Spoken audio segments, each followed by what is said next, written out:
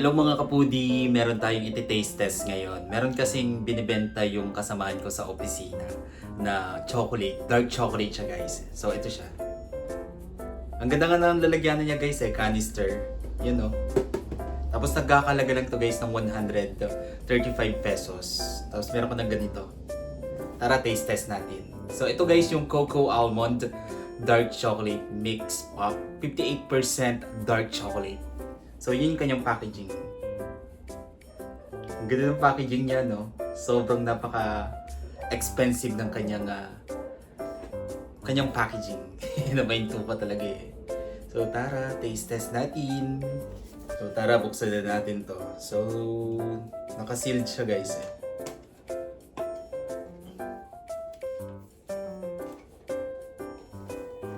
Ang kitang ko niya, no? Yung kanyang packaging na canister. Tapos, ang lakas niyang makakuha yung mga product nung mga 80s, 90s product na nakalagay sa mga canister, no? Yung like ng mga bread, di ba? So, ganun yung kanya.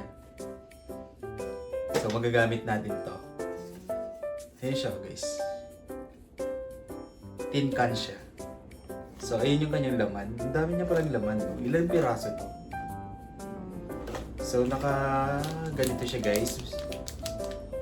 Para siyang yung mga packaging ng candy. Cocoa product siya guys. Cocoa fall in love with almond dark chocolate. Tara taste test natin to. Pakita ko sa inyo yung laman. Ganito siya guys oh. Yan.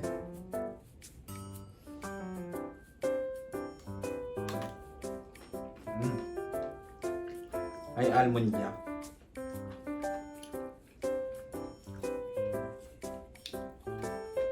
Sarap niya.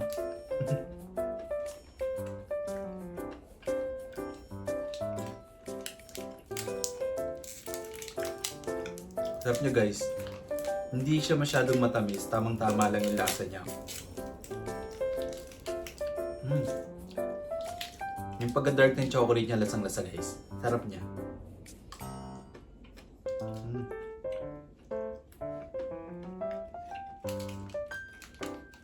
Mas masarap to ilagay sa rep. Patitigasin nyo muna.